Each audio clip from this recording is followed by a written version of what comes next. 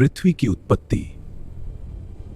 यह सवाल सदियों से वैज्ञानिकों और दार्शनिकों को सोचने पर मजबूर करता रहा है और इसी रहस्य को समझाने के लिए समय समय पर कई संकल्पनाएं दी गईं।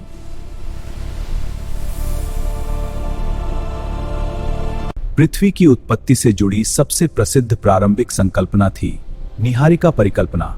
इस परिकल्पना के जनक थे इमैनुअल कांट। बाद में वैज्ञानिक लाप्लेस ने इस परिकल्पना में सुधार किया। उन्होंने कहा कि घूमती हुई नेबुला का कोणीय संवेग बढ़ने लगा, जिससे नेबुला संकुचित हो गई। उनके अनुसार गैस और अन्य पदार्थों के घूमते हुए विशाल बादल से ग्रहों की उत्पत्ति हुई और उसका बाहरी भाग छल्लों के रूप में बाहर निकल गया। यही छल्ले बाद में ग्रहों में परिवर्तित हो गए। इसके बाद चैम्बरलेन और मोल्टन ने एक नई परिकल्पना दी। उनके अनुसार सूर्य के पास से एक दूसरा तारा बहुत तेज गति से गुजरा। उस तारे के गुरुत्वाकर्षण बल के कारण सूर्य की सतह से सिगार के आकार का एक विशाल टुकड़ा अलग हो गया। अब कालांतर में उसी अलग हुए टुकड़े से ग्रहों का निर्माण हुआ और अरबों वर्षों बाद उन्हीं ग्रहों में से एक हमारी पृथ्वी बनी। वैज्ञानिकों के अनुसार पृथ्वी की आयु लगभग 4.6 अरब वर्ष है, यानी हमारी पृथ्वी अरबों साल पुरानी है। तो पृथ्वी की उत्पत्ति को समझाने की ये कोशिशें हमें बताती हैं कि इस ब्रह्मांड की हर चीज एक अद्भुत वैज्ञानिक रहस्य है। निहारिका, जिसे नेबुला भी कहा जाता है, गैस, धूल और अन्य पदार्थों के एक विशाल घूमते हुए बादल को कहा जाता है। इन्हीं विशाल निहारिकाओं से तारे और पूरी आकाशगंगाएं बनी गए। ब्रह्मांड की उत्पत्ति को समझाने वाला सबसे प्रसिद्ध और सर्वमान्य सिद्धांत है बिग बैंग सिद्धांत, यानी महाविस्फोट का सिद्धांत। बिग बैंग सिद्धांत के अनुसार आज ब्रह्मांड जिन पदार्थों से बना है, वह समस्त पदार्थ एक अकेले परमाणु के रूप में स्थित था, जिसका आयतन अत्यधिक सूक्ष्म और घनत्व बहुत अधिक था। पूरा ब्रह्मांड एक बेहद छोटे बिंदु में कैद था।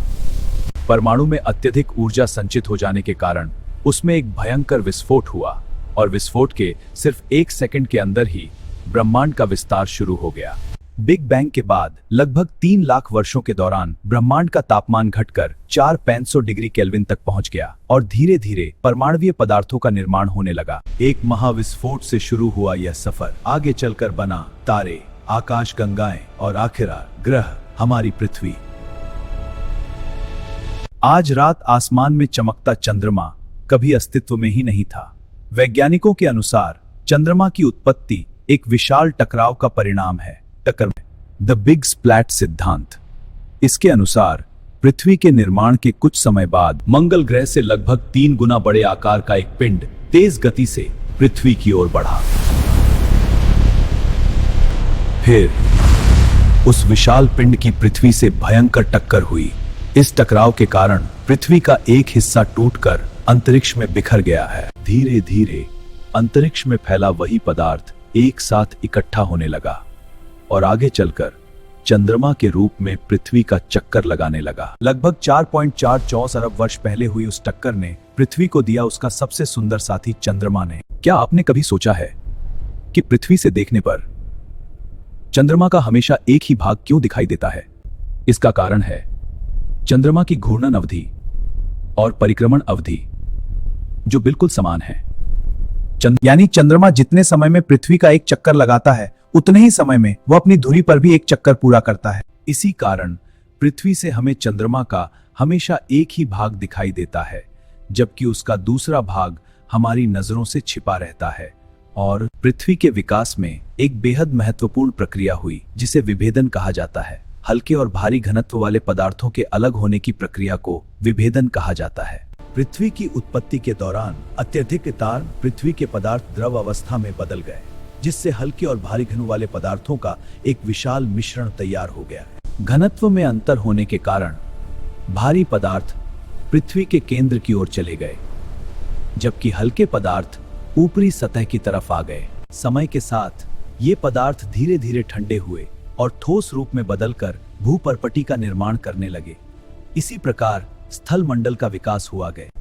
वैज्ञानिकों के अनुसार ग्रहों का निर्माण तारों से हुआ है और यह प्रक्रिया कई चरणों में पूरी हुई है। गुरुत्वाकर्षण बल के प्रभाव से सबसे पहले एक क्रोड़ का निर्माण हुआ और उसके चारों ओर गैस और धूल कणों की घूमती हुई एक विशाल तश्तरी विकसित हो गई है। दूसरी अवस्था में गैसीय बादल संघनित होने लगे और क्रोड़ के आसपास का पदार्थ छोटे छोटे गोलाकार पिंडों में बदल गया। इन्हें ग्रहाणु कहा गया है। बाद में बढ़ते हुए गुरुत्वाकर्षण बल के कारण ये ग्रहाणु आपस में जुड़ने लगे हैं और धीरे धीरे विशाल ग्रहों का रूप धारण कर गए हैं। प्रकाश वर्ष नाम सुनकर ऐसा लगता है जैसे यह समय का माप हो, लेकिन वास्तव में प्रकाश वर्ष समय नहीं बल्कि दूरी का माप है। प्रकाश की गति लगभग 3 लाख किलोमीटर प्रति सेकंड होती है, यानी 1 सेकंड में प्रकाश पृथ्वी के कई चक्कर लगा सकता है। अरबों साल पहले शुरू हुई यह यात्रा आज भी जारी है, क्योंकि पृथ्वी सिर्फ एक ग्रह नहीं, हमारा घर है।